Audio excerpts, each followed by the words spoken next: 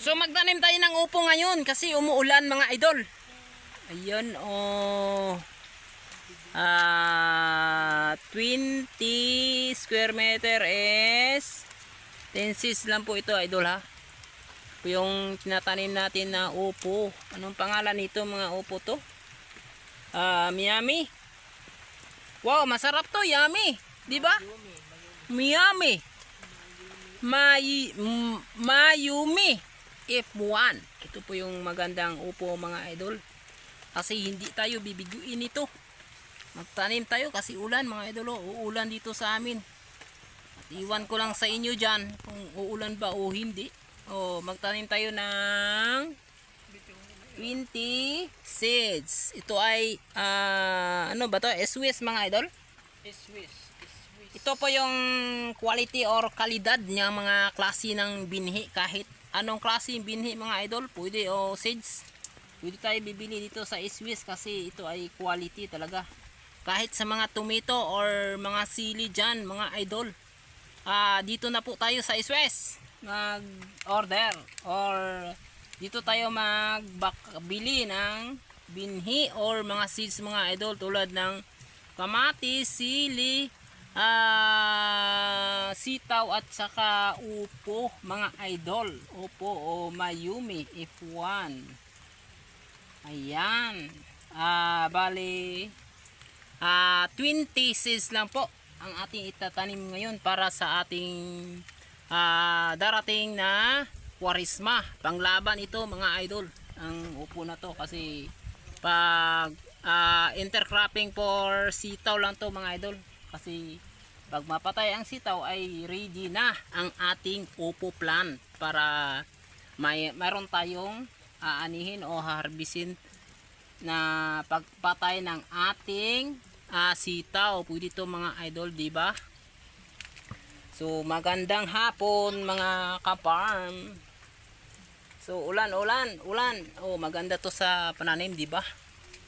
So kaya nga magtanim tayo ng upo. Ito yung sobra nun. Yung nagbunga doon mga idol. Ito yung upo natin mga idol oh. So itong seeds natin ng upo. May natira pala dito sa taas ng ating bahay. Tingnan natin mga idol yan. Iwan ko anong kulay nito sa loob nito.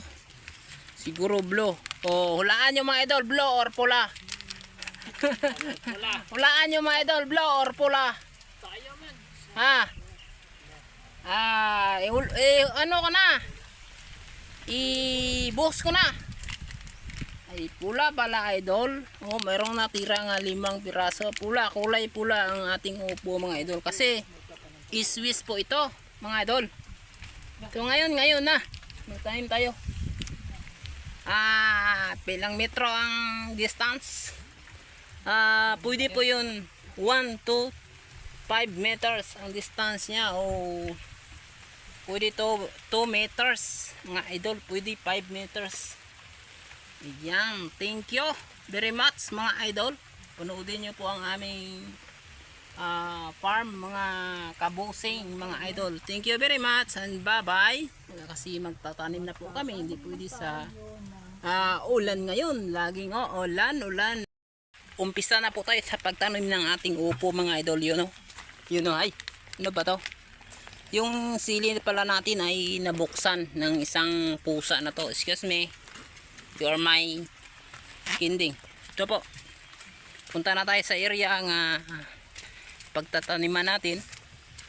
20 seeds po ito kasi intercropping lang po ito sa ating sitaw. So dalawa po kami magtatanim sa isang tudling. So dito lang partner sa Dito sa gitna. Diyan ka. Isang ano lang. Bawat isang kawayan ay isa lang po. Kasi uulan ngayon.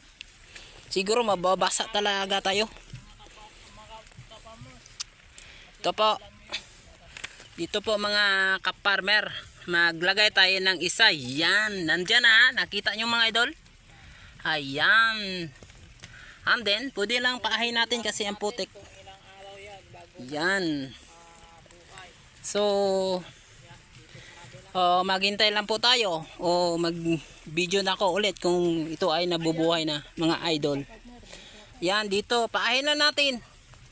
Kasi maputik, baka masira yung beauty natin. Isa, pwede dalawa, pero mas maganda ang tubo kapag isa lang kapiraso, mga idol. So ihulip lang natin ang kung may sobra kasi 20 piraso to, mga idol. So i-try natin na dalawa. Yan. Yan, dalawa 'yon, mga kaparm. Yan, paala natin, 'di ba? Pwede na 'yan. Si tsambang-tsamba. Kasi uulan ngayon. Karating lang binhi namin, mga idol. Mga seeds namin karating lang ngayon nga araw na to. Kasi sabi ni Otol ay tanim agad. Kasi sabi niya baka kami ay magugutom daw pag hindi matatanim agad. Maubusan kami ng gulay. Ayan, dyan. Yan. Yan. Dalawa ko lang to kasi luma na to. Isang 5 piraso. Yan. Dyan. Takpan natin ating paa. Wag lang sa kamay. Kasi kapag kamay natin ay maaari pong dalawa siguro kasi laka, no? Para ubos ang liso natin. Ayan.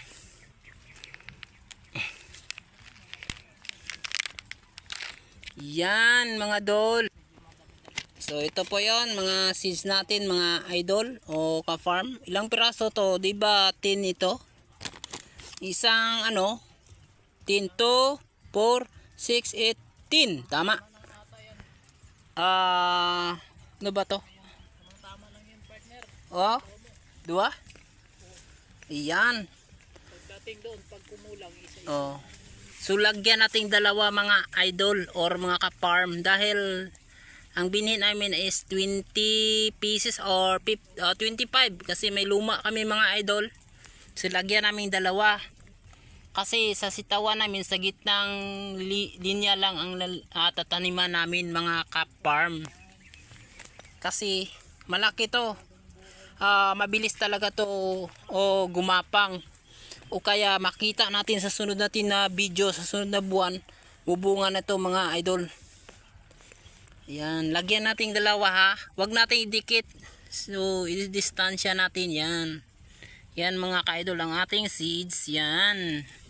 So ang pinakataas na to ay 2 linggo lang po. Pag 2 linggo ay mabubuhay na po ito. So mahigit lang po ito 1 buwan, pwede na tayo magkaroon ng harvest, di ba? Ayun, dito nilagay sa gitna na to. So intercropping po ito sa sitaw. Nakita na po niyo, mga idol, mga sitaw to, lahat ng taniman namin ngayon. Yan. Di ba? So dalawa po 'yan.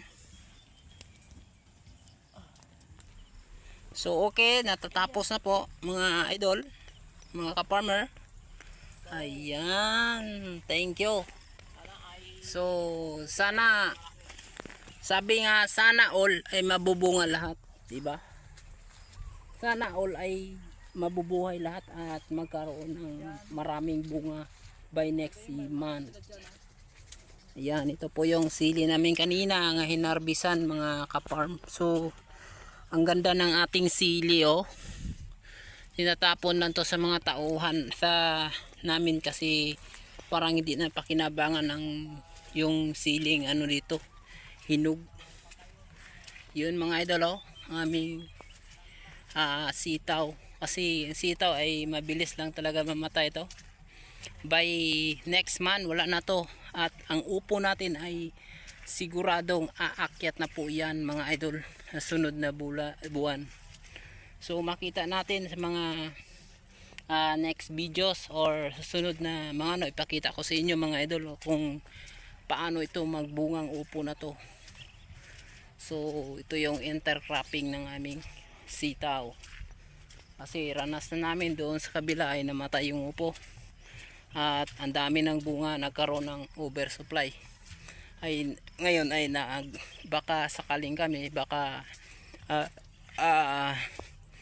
ah, magtaas ang presyo ay gumagana or manalo kami sa ating pagtatanim ngayon mga idol.